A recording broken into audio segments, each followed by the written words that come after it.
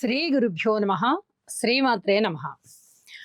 ఖగోళంలో సంచరిస్తూ ఉండేటటువంటి గ్రహాలు మనకి 9గా గుర్తించబడ్డాయి. 9ని మనము ఎక్కువగా జ్యోతిష శాస్త్రంలో పరిగణనలోనికి తీసుకుంటాం. ఇంకా యురేనస్, నెప్ట్యూను, ప్లూటో ఇవి కూడా ఉన్నాయి. కానీ మన పరాశర గ్రంథాన్ని అనుసరించి ముఖ్యంగా 9 గ్రహాలనే పరిగణనలోనికి తీసుకొని ఈ శాస్త్రం చెప్పబడడం జరిగింది.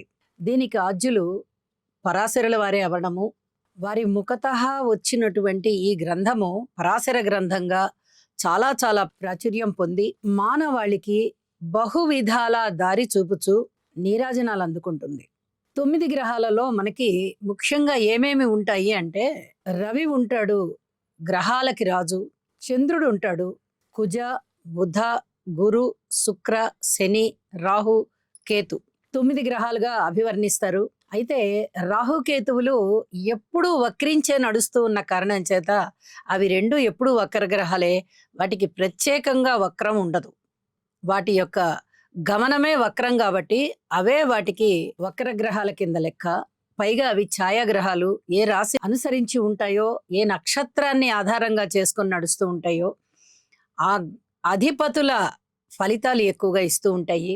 అలాగే రవిచంద్రుల యొక్క గమనానికి ఎప్పుడూ ముందుకే తప్ప వారికి వెనక చూపు లేదు. కాబట్టి ఈ 4 గ్రహాలని గనక మనము ఈ 9 గ్రహాల నుంచి మినహాయింపు చేసుకున్నట్టయితే మిగతా 5 గ్రహాల యొక్క స్థితి కూడా, అంటే కుజుడు గాని, బుధుడు గాని, శుక్రాచార్యుల వారు గాని, గురువు గాని, శని గారు గాని, ఈ 5 గ్రహాలకి వక్రగమనం ఉంటూ ఉంటుంది. పండితులు గణన చేసి ఈ గ్రహగోళంలో ఏ విధంగా ఈ గ్రహాలు వెనక డిగ్రీలకి వెళ్తాయి, అంటే వక్రగతి చెందుతాయి అనేది పరిగణన చేసి మనకి పంచాంగంలో తెలియచేస్తారు. దానిని ఆధారం చేసుకొని మేము ఆ ఫలితాలను తెలియచెప్తూ ఉంటాము. ఇప్పుడు గ్రహగోళంలో శని గారి యొక్క స్థితికి వక్రత వచ్చి ఉన్నది. కాబట్టి ఇప్పుడు శనిగ్రహం వక్రించింది అని చెప్పి తెలియచెప్పుకోవడం అనేది జరుగుతోంది. ఇది ఎప్పటి నుంచి ఎప్పటి వరకు జరిగింది అంటే, శని గారి యొక్క సంచారము మీనరాశిలో జరుగుతూ ఉంది. ఇప్పుడు జూలై నెల 26వ తేదీ నుంచి ఈ శనిగ్రహం వక్రించి ఉన్నది. అది ఎన్ని డిగ్రీల దగ్గర వక్రించింది అంటే 20 డిగ్రీల 36 నిమిషాలు.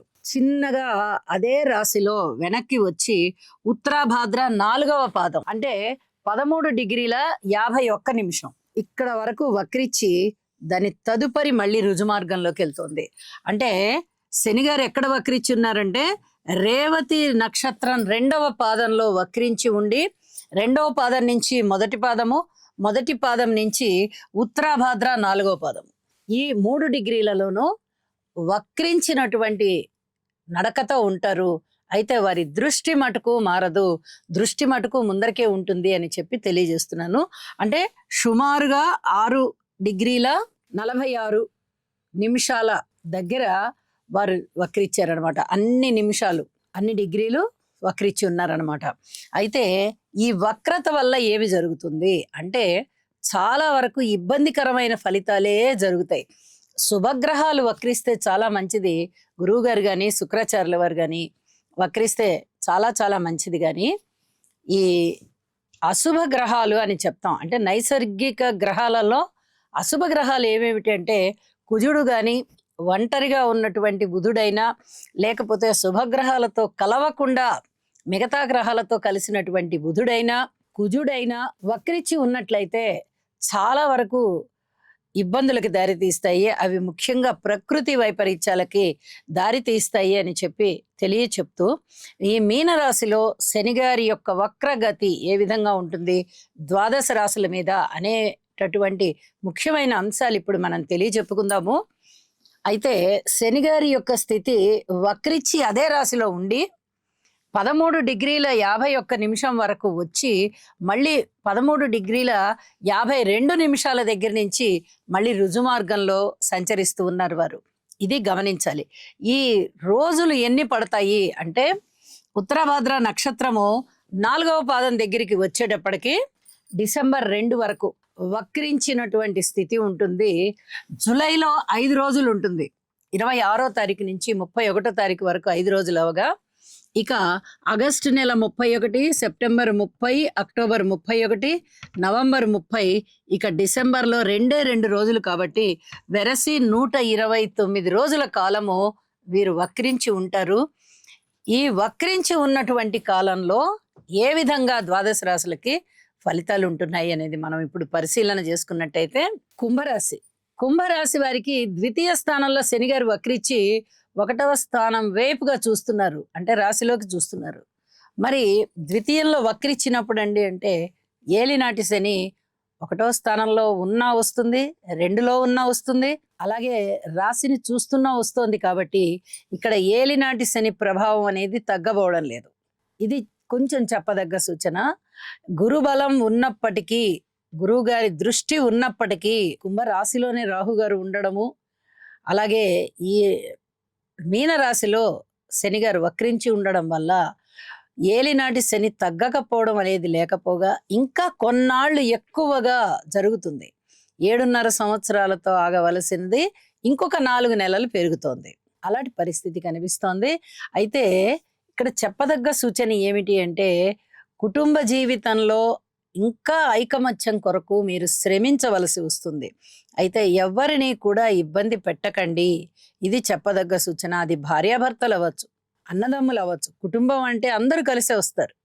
అన్నదమ్ములు అవ్వచ్చు, అక్క చెల్లెళ్ళు అవ్వచ్చు, మాతృవర్గం అవ్వచ్చు, పితృవర్గం అవ్వచ్చు, ఎవరితోనైనా సరే సంబంధ బాంధవ్యాల విషయంలో ఓర్పు వహించి ఉండండి. మాట్లాడేటప్పుడు చాలా జాగ్రత్తగా మాట్లాడండి.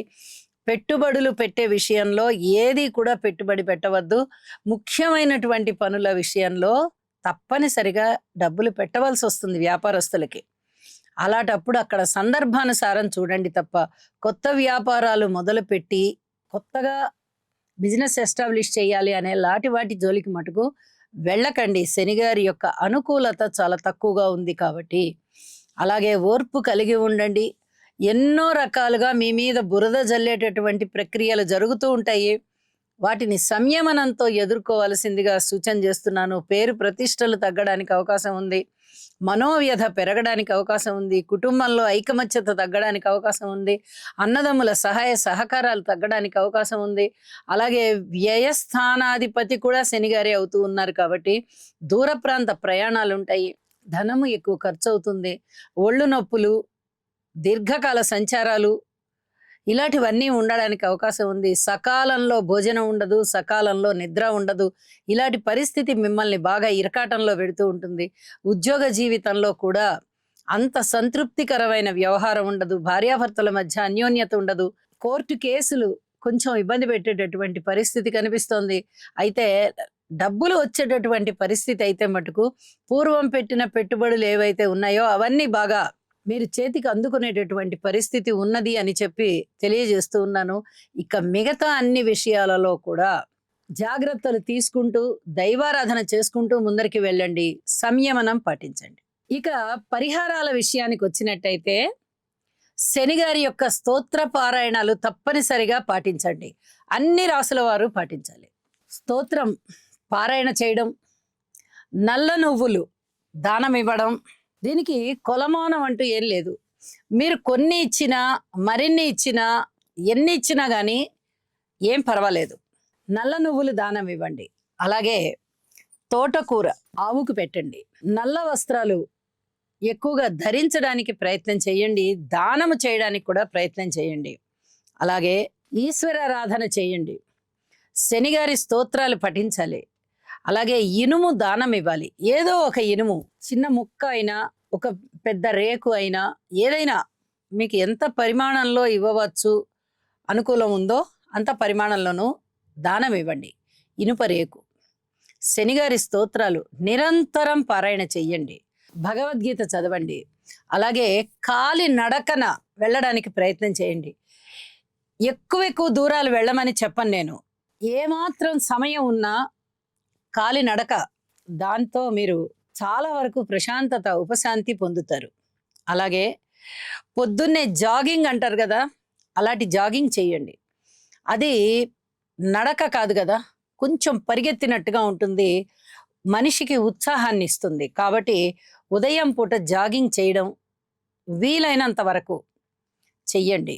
అలాగే ఈశ్వరారాధన చేసేటప్పుడు ప్రతిరోజు స్తోత్రాలు చదువుకోవడము, నెలకొకసారో 2 నెలలకొకసారో అభిషేకం, శివాభిషేకం చేయడం.